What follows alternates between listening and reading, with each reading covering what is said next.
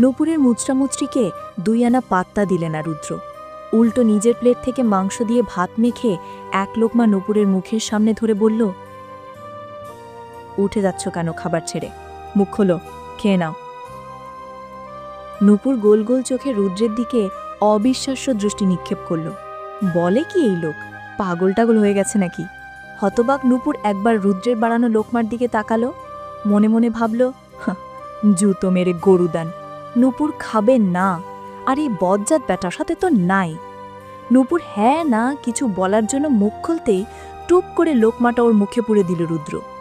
বিরক্ত হয় নূপুর, চোখ মুখ কুচকে কোনো মতে খাবার গিলছে সে। বিড়বিড় করতে করতে টেবিলের অপর প্রান্তে চোখ ঘোরাতেই জমে গেল। আফতাব সাহেব, রুকাইয়া বেগম, মুস্তফা সাহেব, মুনিয়া বেগম বসে রুদ্র আর নূপুরের দিকে ক্যাবলার মতো তাকিয়ে আছে। রুকাইয়া বেগম, আফতাব সাহেব আর মুস্তফা সাহেব মিটিমিটি হাসছেন। তারা সুখের হাওয়ায় ভাসছেন। নূপুরের প্রতি রুদ্রের কেয়ার, কনসার্ন আর অব্যক্ত ভালোবাসা তাদের মুগ্ধ করেছে হয়তো। কিন্তু মুনিয়া বেগমের চোখে মুখে লেগে আছে বিস্ময়ের ছাপ। তার রকচটা ভাইপো, যে কিনা তার 29 বছরের জীবনে একটা ডেটিং তো দূর, কোনো মেয়ের দিকে চোখ তুলে পর্যন্ত ঠিকমতো তাকায়নি, সে কিনা একটা মেয়েকে খাইয়ে দিচ্ছে। রুদ্রের বাবা আর নূপুরের বাবা খুবই ঘনিষ্ঠ বলেই কি এরকম করছে রুদ্র? অসম্ভব। রুদ্রের মতো বেপরোয়া পুরুষ কোনো কালেই সম্পর্কের কিংবা আত্মীয়তার তোয়াক্কা করেনি। তার যেটা যেভাবে ভালো লেগেছে সেটাই সে করেছে। যদি কিছুক্ষণের জন্য মেনেও নেয় যে ভদ্রতার খাতিরে খাইয়ে দিচ্ছে, তাহলে তার একমাত্র মেয়েটা তো সারাদিন রুদ্রের পিছনে ঘোরে। কই, তাকে তো জীবনে বোন ভেবে হলেও একটাবার হাতটা পর্যন্ত ধরেনি। না, ব্যাপারটা কেমন যেন গোলমেলে ঠেকছে। খুব দ্রুতই মুস্তফা সাহেবের সাথে এই ব্যাপারে কথা বলবেন বলে ভেবে নিয়েছেন তিনি। মুনিয়া বেগমের ভাবনা ধ্বংস হল তার মেয়ের খিটখিটে আওয়াজে। অ্যানায়া মেজাজ নিয়ে তার মামার মায়ের দিকে অশ্রুসিক্ত নয়নে তাকিয়ে ভাঙা গলায় প্রশ্ন ছুড়ে, মামা, রুরি ভাই এমন কেন করছে আমার সাথে? আমি এই সিটেই বসবো, আমাকে আমার সিট দিতে বলো মামা। মুস্তফা সাহেব অপ্রস্তুত বোধ করলেন। তার পাশেই কন্যা পাগল বন্ধু আফতাব বসে। নূপুরকে এইভাবে বলাতে আফতাব আর রুকাইয়া নিশ্চিত ব্যাপারটা অপছন্দ করছে। একটা বিদঘুটে পরিস্থিতি সৃষ্টি হয়েছে। মুস্তফা সাহেব বুঝে পাচ্ছেন না কিভাবে কি বলে তিনি পরিস্থিতিটাকে সামলাবেন। উনি কোনো ভূমিকায় যাওয়ার আগেই শব্দ করে চেয়ার ছেড়ে উঠে দাঁড়ালো রুদ্র। দৃষ্টি তার খুবই শীতল, কিন্তু মুস্তফা সাহেব জানেন ওই শীতল দৃষ্টির পেছনে দাউ দাউ করে আগুন জ্বলছে, রাগের আগুন। বিচলিত হলেন তিনি। ছেলেটা উঠে পড়ল কেন? পাছে আবার চেঁচামেচি না করে বসে? তীব্র উৎকণ্ঠা নিয়ে তিনি রুদ্রের উদ্দেশ্যে বললেন, রুদ্র, কি হচ্ছে? দাঁড়িয়ে পড়লে কেন? বাবার পানে শান্ত দৃষ্টি নিক্ষেপ করে রুদ্র। তারপর চোখ সরিয়ে নূপুরের দিকে তাকায়। মেয়েটা নির্ঘাত কষ্ট পাচ্ছে। রাগ বাড়ছে রুদ্রের। এই অ্যানায়ের কপালে শনি নৃত্য করছে। রুদ্র মনে মনে ভেবে নিয়েছে, অ্যানায়ার কারণে যদি তার কলিজার নয়ন অশ্রু সিক্ত হয়, তো অ্যানায়ার খবর করে ছাড়বে রুদ্র। এক চুলও ছাড় দিবে না সে। মুস্তফা সাহেবের কথার কোনো উত্তর দিল না রুদ্র। খপ করে নূপুরের হাতটা মুঠো ভর্তি করে নিল। ডাইনিং টেবিলে উপস্থিত সবাইকে উপেক্ষা করে ওকে টেনে তুলেই সিঁড়ির দিকে হাঁটা দিতে দিতে সার্ভেন্টের উদ্দেশ্যে হাঁক ছুড়ল, 5 মিনিটের মধ্যে একটা প্লেটে বেশি করে ভাত, মাংস, ডিম সহ ইলিশ মাছের বড় টুকরো নিয়ে আসো আমার রুমে। নিজের বাণী শেষে ছটপটরত নূপুরকে মুঠো ভর্তি করে সঙ্গে টেনে নিয়ে রুমের দিকে চলে গেল রুদ্র। পেছনে রাগ, প্রতিহিংসা আর অভিমান নিয়ে ছলছল চোখে তাদের যাবার পানে তাকিয়ে রইল অ্যানায়া। দুঃখে তার বুক খলবলিয়ে উঠল। নূপুরের জন্য এক সমুদ্র প্রতিহিংসা মিশ্রিত ঘৃণা জন্মালো তার মনে। এই পুরোটা সময় আফতাব সাহেব এবং রুকাইয়া বেগম চুপচাপ নীরব দর্শকের মতো দেখে গেছেন। মূলত তারা দেখতে চাইছিলেন রুদ্রের ভূমিকা কি হয়। তারা যেমনটা আশা করেছিল তেমনটাই হলো। রুদ্র তাদের মেয়েটাকে সত্যিই ভালোবাসে। মেয়েটা তাদের নিশ্চিত সুখী হবে রুদ্রের সাথে। তারা দুজনেই রুদ্রের ভূমিকায় সন্তুষ্ট। মুস্তফা সাহেবকেও স্বস্তির নিঃশ্বাস ফেলতে দেখা গেল। পাশাপাশি ভদ্রলোক বেশ অবাকও হয়েছেন। বাহা, তার ছেলেটার মাঝে বেশ ভালোই পরিবর্তন লক্ষ্য করছেন তিনি। সবকিছুই নূপুর মামনির জাদু ভেবে মুচকি হাসলেন তিনি। অতঃপর অ্যানায়ার দিকে তাকিয়ে শান্ত কণ্ঠে বললেন, নাও, তোমার সিট খালি, এবার বসে খেয়ে নাও। অ্যানায়া টলমলে চোখে তার মায়ের দিকে তাকালো। ভদ্রমহিলা এতক্ষণ চুপ থেকে রুদ্রের কর্মকাণ্ড পর্যবেক্ষণ করছিলেন। মেয়েকে নিজের দিকে তাকাতে দেখে চোখ দিয়ে বসে পড়ার ইশারা করলেন। অ্যানায়া বসার আগেই শুনতে পেল পাশ থেকে নিরুপমা গুনগুন করছে, ধ্যাত্তেরে কি পটেও পটে না, চুরির দেবর এত গরম ছিপে ওঠে না। গানের লাইনখানি শেষ করেই অ্যানায়ার দিকে শয়তানি দৃষ্টিতে তাকালো নিরুপমা। কিটকিটিয়া হাসল, বিদ্রুপাত্মক হাসি যাকে বলে। রুদ্রের রুমটা বিশাল, পুরো আকবর মঞ্জিলের মধ্যে তার রুমটাই সবচেয়ে বড়। সাদা রঙের পেইন্ট করা পুরো রুম, মেঝে জুড়ে বিরাজমান সাদা চকচকে মার্বেল টাইলসে নিজের গাল ফুলিয়ে রাখা মুখশ্রী দেখতে পাচ্ছেন উপর।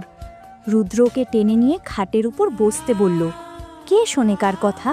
অভিমানে নুপুর ঠাটা মতো ঠাই দাঁড়িয়ে রইল। রুদ্রকে বিরক্ত লাগছে তার কাছে। এমনিতেই এই লোকের বোনটা তাকে তখন থেকে অপমান করেই যাচ্ছে, তার ওপর এই লোক নিচে সবার সামনে তামাশা করে এসেছে। কি দরকার ছিল তাকে খাইয়ে দেওয়ার? সে নাকি মেয়ে মানুষদের থেকে দূরে থাকে, তাহলে নূপুরকে কি সে ছেলে ভাবছে নাকি? নূপুরের সাথে এত কিসের ছিপকাছিপকি তার? কে বলেছে তাকে রুমে এনে খাবারের ব্যবস্থা করতে? নিচে সবাই না জানে কি কি ভাবছে। পাপা, মা আর নীরুর কথা ভাবতেই লজ্জায় গাল গরম হয়ে উঠল নূপুরের। কান দিয়ে যেন ধোঁয়া বেরোচ্ছে তার। নূপুরকে অনড়ভাবে দাঁড়িয়ে থাকতে দেখে দাঁতে দাঁত চাপল রুদ্র। এমনিতেই তার মেজাজ গরম হয়ে আছে, তার উপর নূপুর তার কথার অবাধ্য হচ্ছে। এতে তার রাগ হুড়হুড় করে বাড়ছে বই কমছে না। কিন্তু নূপুরের ওপর এই মুহূর্তে রাগ দেখানোর মতো বোকামি করবে না রুদ্র। অ্যানায়া এমনিতেই তার পাখিটাকে কথা শুনিয়েছে, এখন যদি রুদ্র ওর সাথে একটা উচ্চ বাক্যও করে তো আদুরিটা নিশ্চিত কষ্ট পাবে। চোখ বন্ধ করে একটা দীর্ঘশ্বাস ফেলে নিজেকে সামলানোর চেষ্টা করল রুদ্র। চোখ মেলে দেখল নূপুর অনমনস্ক, এখনও ঠাই দাঁড়িয়ে আছে। রুদ্র বাঁকা হাসল, এইভাবে না তো ওভাবেই হোক। ঝট করে নূপুরের বাহুমূলে হাত রেখে ওকে বাচ্চাদের মতো করে তুলে নিয়ে খাটের মাঝখানটায় সযত্নে বসিয়ে দিল রুদ্র। একদিনে আর কত চমকাবে নূপুর, ভেবে পায় না সে। নির্বাক চোখে রুদ্রের মুখের দিকে তাকালো নূপুর। বেপরোয়া বজ্জাত্তা বাঁকা হাসছে, ডান ভ্রু তুলে গমগমে আওয়াজে আওড়ালো, এটাই চেয়েছিলে তাই না? মুখ ফুটে বললেই পারতে, আম অলওয়েজ রেডি ফর ইউ। নূপুর লজ্জা পেল। রুদ্র হতে দৃষ্টি সরিয়ে মাথা নিচু করে মিনমিন করল, আপনি একটা আস্ত নির্লজ্জ। কথাটা বলেই জিভ কাটল নূপুর। এটা কি বলল সে? লোকটা কি শুনতে পেয়েছে? শুনতে পেলে নিশ্চিত রেগে যাবে। রেগে একটা রাম ধমক দিবে তাকে, অথবা তুলে নিয়ে একটা আছাড় মারবে। কিন্তু তার ধারণাকে ঠুনকো করে রুদ্র বলে উঠল, কিছুই তো করলাম না, এতেই নির্লজ্জের ট্যাগ লাগাচ্ছ? যখন কিছু করব তখন কি করবে? খাটের ঠিক মাঝখানটায় মুখ ভার করে বসে আছে নূপুর। মিনিট 5 আগেই একজন সার্ভেন্ট এসে খাবার ভর্তি একটা বড় প্লেট দিয়ে গেছে। নূপুরের আশঙ্কা এখানেই, একটা প্লেট কেন দিয়ে গেল? ওরা তো 2 জন। আর খাবারের পরিমাণ দেখে নূপুর রীতিমতো বিষম খেয়েছে। দেখে মনে হচ্ছে একদম ছোটোখাটো একটা খাবারের টিলা নিয়ে এসেছে প্লেটে করে। এত খাবার কে খাবে? নিশ্চয়ই এই ডাইনোসরটাই খাবে অত খাবার, যেই বিশাল শরীর। কিন্তু নূপুরের প্লেট কেন নিয়ে আসেনি? ওকে কি খেতে দেবে না? তাহলে টেবিল থেকে ওকে এখানে আনলো কেন? বদলোক একটা। নূপুরের আকুলি বিকুলি চিন্তাভাবনার মাঝেই ওয়াশরুম থেকে হাত ধুয়ে এসেছে রুদ্র। টাওয়ালে হাত মুছতে মুছতে নূপুরের দিকে এক পলক তাকালো। সচরাচর যেমনটা হয় আর কি। ম্যাডাম চিন্তায় মগ্ন। এত কিসের চিন্তা রুদ্র বুঝে না। রুদ্রের মতে নূপুরের অত চিন্তা করার দরকার নেই। আপাতত শুধু রুদ্র নিয়ে ভাবুক, আর যত তাড়াতাড়ি সম্ভব প্রেমে পড়ুক। নূপুর একবার প্রেমে পড়লে রুদ্রকে আর আটকায় কে? ধরে একবারে সোজা বিয়ে করে নিবে। তাতে যা হওয়ার হবে, রুদ্রের কিছু যায় আসে না। ওর শুধু নূপুর নামক ছোটখাটো এই আদুরে রমণীকেই লাগবে। হাত মুছে সেন্টার টেবিল থেকে প্লেটটা উঠিয়ে বেডের নূপুরের মুখোমুখি বসল রুদ্র। মাংস ঝোল আর লেবু দিয়ে ভাত মেখে ভাবনায় মগ্ন নূপুরের ঠোঁটের সামনে লোকমা ধরল। চমকে উঠল নূপুর। গোল গোল চোখের অবিশ্বাস্য দৃষ্টি গিয়ে আছড়ে পড়ল রুদ্রের পানে। এইবারটা কি করছে এটা কি? কখনো নূপুরকে পাজা কোলে নিচ্ছে, কখনো সবার সামনে থেকে হির হির করে টেনে বেডরুমে নিয়ে আসছে, এখন আবার ভাত মেখে খাইয়ে দিচ্ছে। কেন? নূপুরের কি হাত নেই নাকি? আশ্চর্য! নূপুরের অনড় হাবভাব দেখে রুদ্র গম্ভীর গলায় আওড়ায়, সারাদিন ভাতের লোকমা মুখের সামনে নিয়ে বসে থাকবো না আমি। নূপুর কয়েকটা ঢোক গিলল, এদিক ওদিক এলোমেলো দৃষ্টি নিক্ষেপ করে থেমে থেমে বলল, আমি নিজে খেতে পারবো। তো আপনাকে খাইয়ে দিতে হবে না, সেটা ডিসাইড করার তুমি কে? আহামক বনে গেলেন নূপুর। ওকে কে খাইয়ে দিবে কে দিবে না সেটা ডিসাইড করার অধিকার বুঝি ওর নেই? তো কার আছে অধিকার? এই ফাজিল লোকের? নূপুরের ভাবতে দেরি, রুদ্রের জবাব আসতে দেরি হয়নি। হ্যাঁ, আমারই অধিকার আছে, তুমি না দিলেও ছিনিয়ে নেব, জাস্ট ওয়েট অ্যান্ড ওয়াচ। আশ্চর্যের শীর্ষতম শাখায় পৌঁছে গেল নূপুর।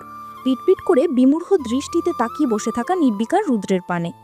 এই লোকটা কি মনের কথা পড়তে জানে, নাকি নূপুর খুব জোরে জোরে ভাবছে? ইস, আরও আস্তে আস্তে ভাবতে হবে, নইলে নূপুর যেই লেভেলের গালি দেয় রুদ্রকে, সেটা রুদ্র জানতে পারলে ওকে বলির পাঠা বানিয়েই ক্ষান্ত হবে। নূপুরের অর্থহীন আবল তাবল ভাবনার ব্যাঘাত ঘটিয়ে রুদ্র নিরেট কণ্ঠে তাগাদা দিল, কামন নূপুর, তুমি কি হাঁ করবে নাকি আমাকে ভিন্ন কোনো ট্রিক খাটাতে হবে? নূপুর হকচকিয়ে ওঠে। ফট করে মুখ খুলে লোকমাটুকু গাল ভর্তি করে চিপতে শুরু করে। এই লোকের ট্রিক্স মানেই উল্টাপাল্টা কিছু করা। এটা এই কয়েকদিনে নূপুর ভালোই বুঝে গেছে। তাই ঝামেলা না পাকিয়ে চুপচাপ খেয়ে যত দ্রুত সম্ভব এখান থেকে কেটে পড়বে বলেই ঠিক করেছে নূপুর। প্লেটের অর্ধেকটা নূপুরকে খাইয়ে থামল রুদ্র। নূপুর কয়েক লোকমা খাওয়ানোর পর থেকেই খাবো না বলে অনীহা প্রকাশ করেছে মেয়েটা। রুদ্রের কয়েকটা গম্ভীর কণ্ঠের হুমকি ধামকি শুনে তাও ঠিলে ঠুলে গিলে নিয়েছে। এখন তার পেটে আর জায়গা নেই। মুখের অসহায় ভাব নিয়ে নিজের ফুলে ওঠা পেটের দিকে অনামিকা আঙ্গুল তাক করে দেখিয়ে বলে, এই যে দেখুন, আমার পেট একদম ভরে গেছে, আর এক দানাও খেলে পেট ফেটে মরে যাব, আমি আর খাবো না, কেমন? নূপুরের কাঁদো কাঁদো স্বরে বলা কথায় রুদ্রের হাসি পেল খুব। গাল কামড়ে হাসি সংবরণ করে সে মাথা দোলালো, মানে আর খেতে হবে না। নূপুর খুশি হয়ে গেল, আর খেতে হবে না। এখন নূপুর নিজে চলে যাবে, আর এক মুহূর্তও থাকবে না এইখানে। নূপুর খাট থেকে নামার জন্য উদ্যত হতেই রুদ্র বলল, নিজে তো আমার হাতে পেট ভরো খেয়ে নিলে, আমাকে একবার খাওয়ার কথা বলেছ, সো ইম্পোলাইট। নূপুর ব্যস্ত হয়ে উঠল। সে তার বাবার ভদ্র বাচ্চা, তার বাবা মা তাকে ভদ্রতা শিখিয়েছে। সে কারো চোখেই অভদ্র হতে চায় না। তরতর করে নূপুর বলল, এমা, আপনি আমাকে ভুল বুঝছেন, এই খাবারগুলো তো আমি এঁঠো করে ফেলেছি। আচ্ছা ওয়েট, আমি অন্য প্লেটে করে খাবার নিয়ে আসছি। নো, আমি এগুলোই খাবো। এগুলো তো এঁঠো, তোমার মতে, কিন্তু আমার মতে সুস্বাদু। নূপুর নীরব রইল। রুদ্র পুনরায় বলল, তোমার তো হাত ধোয়াই আছে তাই না? এখন নাও, আমাকে খাইয়ে দাও, হারি আপ। নূপুর বোকার মতন তাকিয়ে রইল। পৃথিবীতে যেন আজ তার প্রথম দিন, তাই কিছু বুঝতে পারছে না। রুদ্র তাড়া দিয়ে বলল, কামন, লেট করছো কিন্তু, নিজেরও লেট, আমারও লেট। নূপুর দৃষ্টি লুকিয়ে মিনমিন করে, আমি কেন? আমি পারবো না খাইয়ে দিতে। নূপুরের বাক্য সমাপ্তির সঙ্গে সঙ্গে রুদ্র খেকিয়ে উঠল। বাহ, দেখছো তুমি কতটা অকৃতজ্ঞ? আমি এত কষ্ট করে তোমাকে খাইয়ে দিলাম, আর তুমি? না না, আমি মানি না, তুমিই খাইয়ে দিবে আমাকে, নয়তো আজকে বাড়ি ফেরা বন্ধ।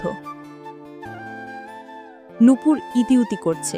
রুদ্র ওর ভাবভঙ্গিমা পর্যক করে পুনরায় বলল, হিসাব নিকাশের ব্যাপারে আমি খুবই কঠোর, এক চুলও ছাড় দেই না। তোমাকে খাইয়ে দিয়েছি, তার বদলে তুমিও আমাকে খাইয়ে দিবে। এবার তুমি কি সোজা কথায় মানবে নাকি আমাকে ট্রিক্স খাটাতে হবে, সেটা তোমার উপর নির্ভর করে।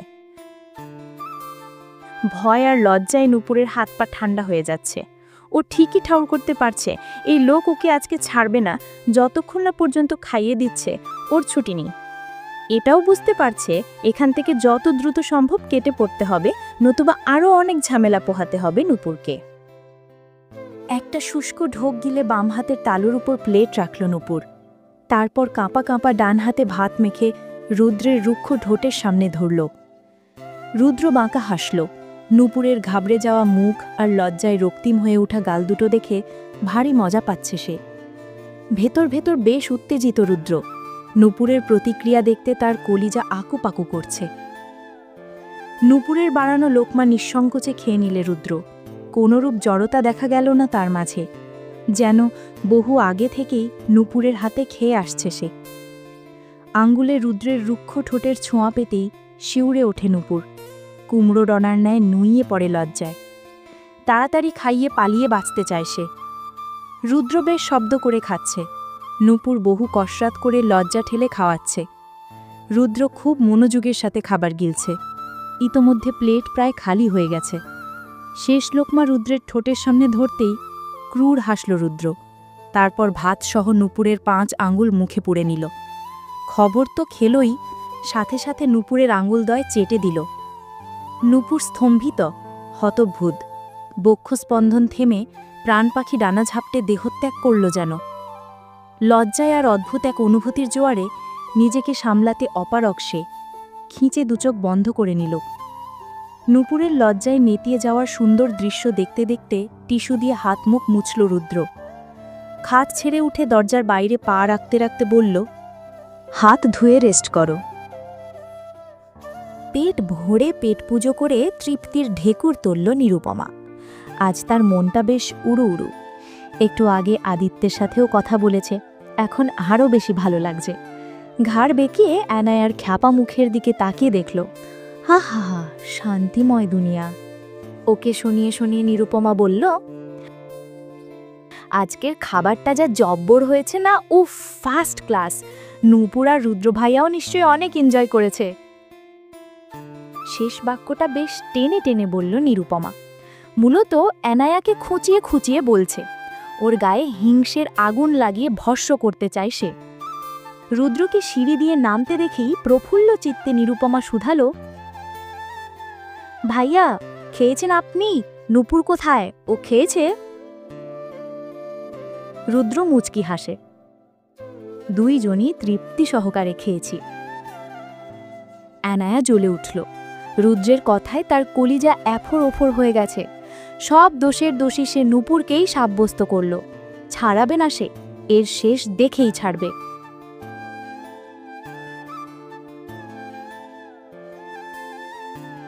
ভিডিওটি এই পর্যন্ত দেখার জন্য অনেক অনেক ধন্যবাদ। আজকের পর্বটি ভালো লাগলে লাইক দিয়ে একটি সুন্দর কমেন্ট করে যাবেন। আপনাদের সাপোর্ট পেলে নতুন নতুন গল্প দিতে খুব ভালো লাগে।